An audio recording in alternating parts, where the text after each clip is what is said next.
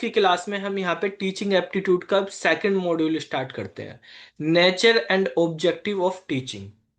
ठीक है, इसके बारे में पढ़ेंगे जिसमें हमें लर्नर्स के goals, level, phases of teaching के बारे में बात करनी है। इसको शुरू करने से पहले मैं आपको एक क्वेश्चंस बताना चाहता हूँ। जैसे हमने लास्ट क्लास जो पढ़ी थी उसमें कुछ क्वेश्चंस करे थे, ठीक है, असाइनमेंट करे थे जो हमारे पास ये वाला है, मतलब मॉड्यूल 1 है, उसके कुछ असाइनमेंट हमने किए थे।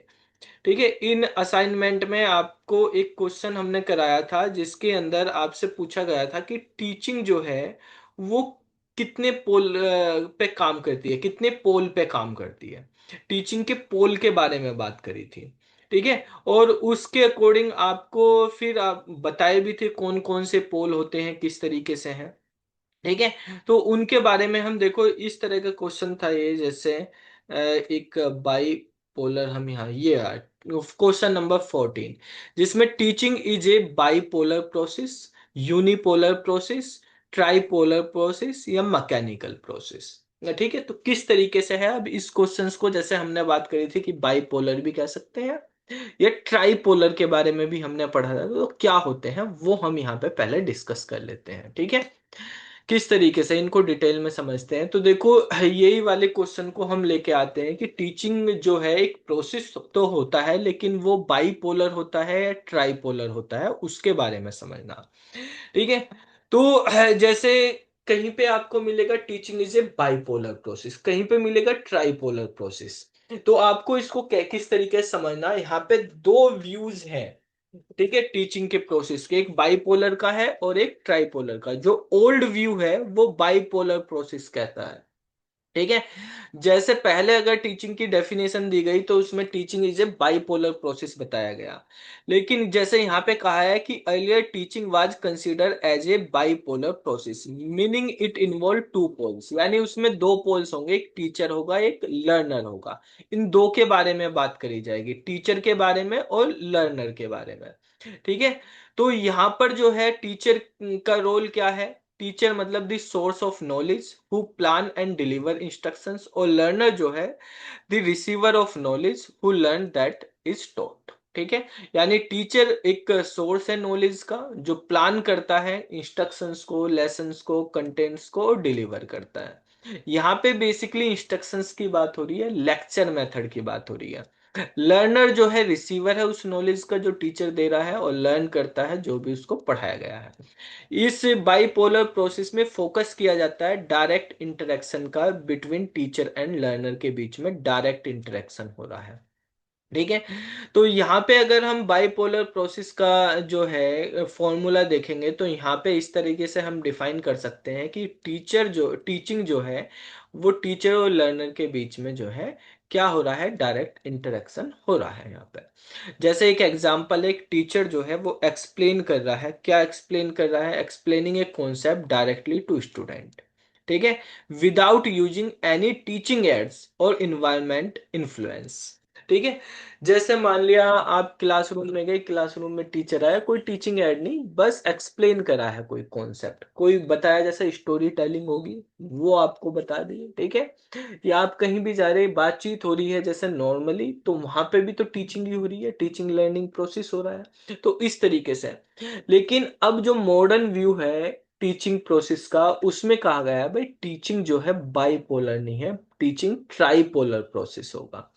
मॉडर्न व्यू ये कहता है कि टीचिंग जो है एक ट्राइपोलर प्रोसेस होगा। अब ट्राइपोलर प्रोसेस के अंदर क्या है कि मॉडर्न एजुकेशन साइकोलॉजी ये कह रही है कि टीचिंग जो है कंटेंट को भी इन्वॉल्व करो इसमें। ठीक है, अब खाली लेक्चर नहीं देना, टीचिंग एड्स का भी यूज करना है आपको, कंटेंट का भी। अब जैसे हम यहाँ पे यूज कर रहे हैं तो टीचिंग में खाली टीचर और स्टूडेंट की ही बात नहीं हो रही, यहाँ पे आप जो है बेसिकली क्या कर रहे हैं, यहाँ पे हमारे पास आप मोबाइल का यूज कर रहे हैं, उससे भी हो रही, ऑनलाइन इंटरनेट का यूज कर रहे हैं। ठीक है, इनका भी यूज हो रहा है, तो इस तरह का प्रोसेस यहाँ पे चल रहा है। तो यहाँ पर क्या है भाई, जैसे अब कहा कि हमारे पास यहाँ पे तीन पोल की बात करी जा रही है कि एक टीचर है, एक लर्नर है, और तीसरी चीज करिकुलम होगा। ठीक है, जो पढ़ाया जा रहा, या कंटेंट होगा, या इन्वायरमेंट होगा। ठीक है, तो आप के पास इन्वायरमेंट में टीचिंग एड्स वगैरह ये सारी चीजें आ जाती हैं। तो यहाँ पे टीचर जो है वो एज ए फैसिलेटर का काम करेगा, एज ए गाइड का काम करेगा। ये फैसिलेटर गाइड का मतलब भी समझना, टीचर और फैसिलेटर में क्या डिफरेंस होता है। आजकल एनईपी में ये बहुत फोकस किया गया है कि टीचर को एज ए फैसिलेटर कहा गया है। ठीक है, तो टीचर और फैसिलेटर में डिफरेंस भी समझना आपको। फिर यहाँ पे लर्नर जो है वो एक्टिव पार्टिसिपेंट्स होगा लर्निंग में। और करिकुलम इन्वायरमेंट या कंटेंट का मतलब है medium through which learning take place. ठीक है, तो जिस मीडियम के थ्रू लर्निंग हो रही है वो हमारे पास क्या कहलाएगा, वो कंटेंट के अंदर आ जाएगा हमारे पास, या करिकुलम या इन्वायरमेंट के। तो तीन पोल हमारे पास यहाँ पे हो जाएंगे। ठीक है, अब यहाँ पे इसका फॉर्मूला आप समझ सकते हैं क्या है, कि इसका फॉर्मूले में कहा गया है कि टीचिंग जो है वो टीचर, लर्नर और इन्वायरमेंट, इन तीन पोल पे काम कर रही है। ये तीनों एक साथ काम कर रहे हैं। ठीक है, इसका एग्जाम्पल है जैसे when a teacher use ICT tools. Teacher जो है आईसीटी टूल्स का यूज कर रहा है, एक्टिविटीज करवा रहा है, कुछ उसमें एक्टिविटीज के कुछ एड्स या टूल्स यूज हो रहे हैं, रियल लाइफ एग्जांपल्स की बात करी जा रही है to help learner connect with the subject matter. तो environment and content become active components होंगे यहाँ पे।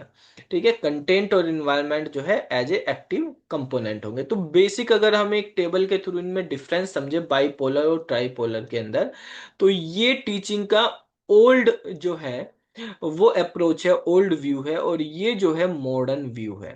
ठीक है, तो बाइपोलर में दो एलिमेंट होते हैं, टीचर और लर्नर, जबकि ट्राइपोलर में टीचर, लर्नर और कंटेंट है हमारे पास, यानी करिकुलम या इन्वायरमेंट। बाइपोलर के अंदर लर्नर का रोल पैसिव रहता है, टीचर आया, टीचर ने लेक्चर दिया।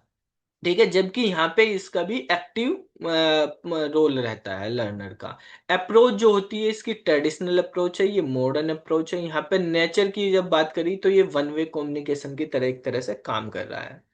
ठीक है, और इसमें इंटरैक्टिव और डायनेमिक नेचर का होगा। एग्जाम्पल है जैसे लेक्चर मेथड, इसमें एक्टिविटी बेस्ड या कंस्ट्रक्टिव अप्रोच का यूज किया जाना है।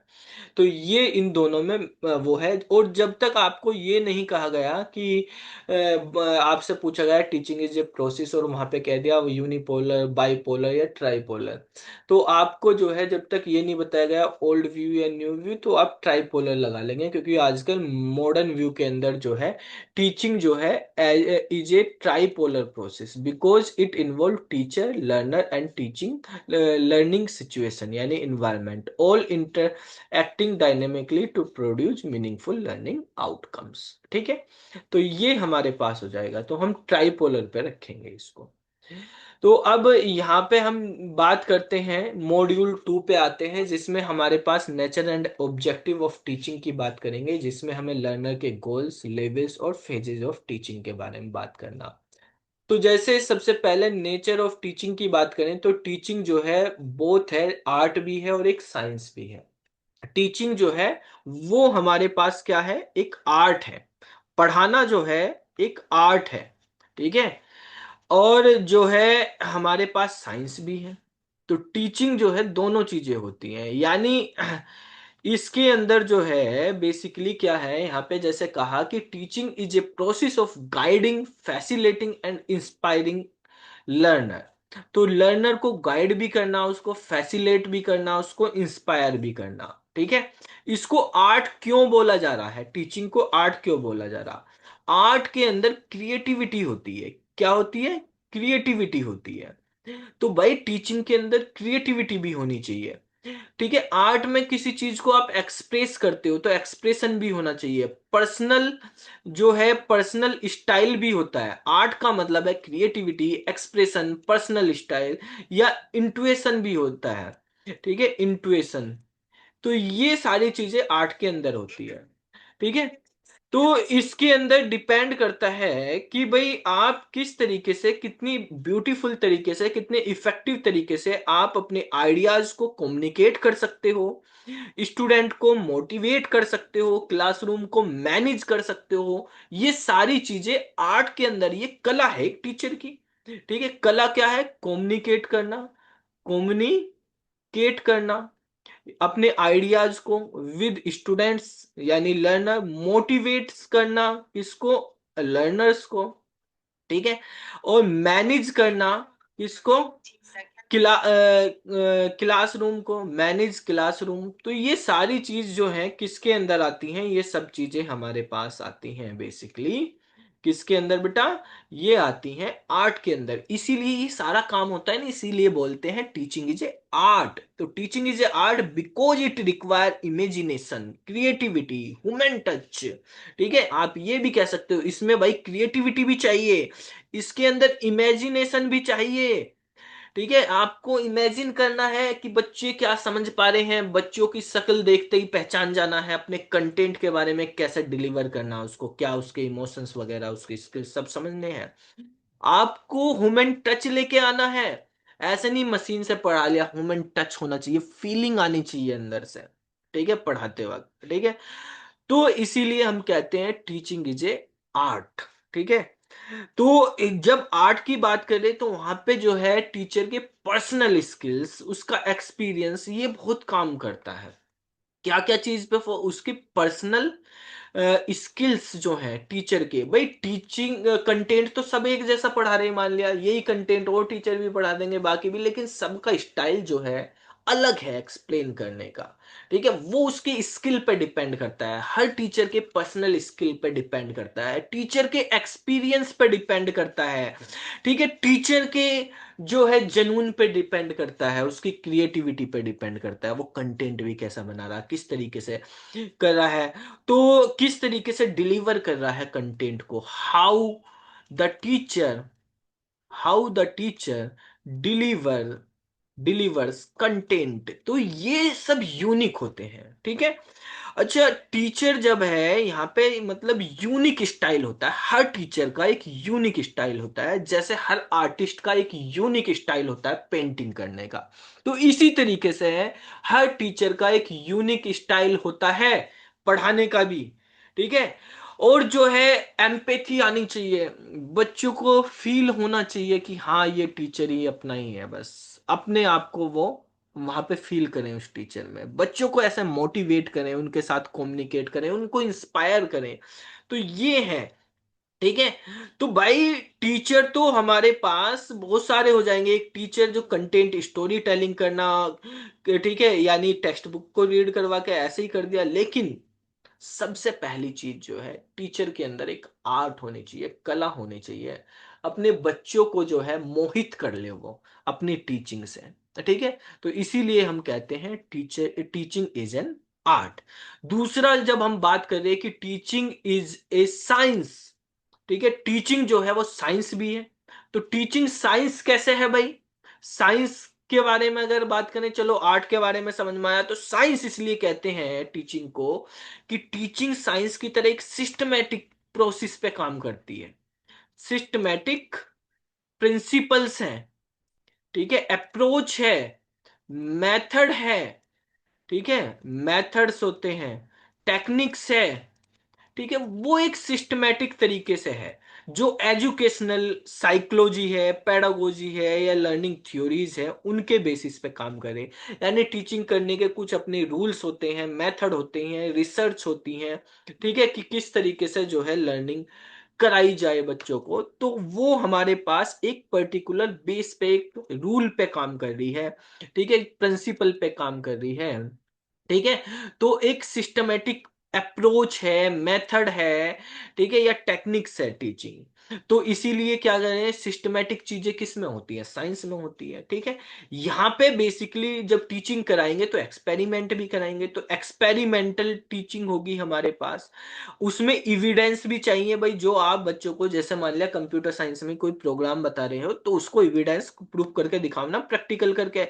ऑब्जेक्टिविटी होंगी, लेसन प्लानिंग करना आपको, तो एक प्रोसेस होता है कि सिस्टमेटिक है कि वे आपको क्लासरूम में जाना, उससे पहले आपको लेसन प्लानिंग करनी, फिर आपको जो है बच्चों को पढ़ाना है, ठीक है, उसके बाद इवेल्युएशन भी करना, ब्लूम टेक्सोनोमी अप्लाई करनी, कंस्ट्रक्टिविज्म करना या री करना, बच्चों को कुछ इवेल्युएशन करने के बाद उनको मोटिवेट करना है, ठीक है, उनको एग्जाम्पल देने, टेस्ट करना, इम्प्रूव करना, ये सारी चीजें होती हैं। तो इसीलिए हम कहते हैं कि जो है हमारे पास टीचिंग जो है साइंस भी है और आर्ट भी है। तो जब हम आर्ट की बात करें तो क्रिएटिविटी और पर्सनल स्किल की बात करें, जब साइंस की बात करें तो लॉजिकल और सिस्टमेटिक वे की बात कर रहे हैं, जब हम आर्ट की बात कर रहे हैं तो हम बात कर रहे हैं एक्सप्रेशन किस तरीके से आपको देने क्लास में भाई। सब टीचर के अलग अलग एक्सप्रेशन होते हैं, कैसे इंस्पायर करनी है।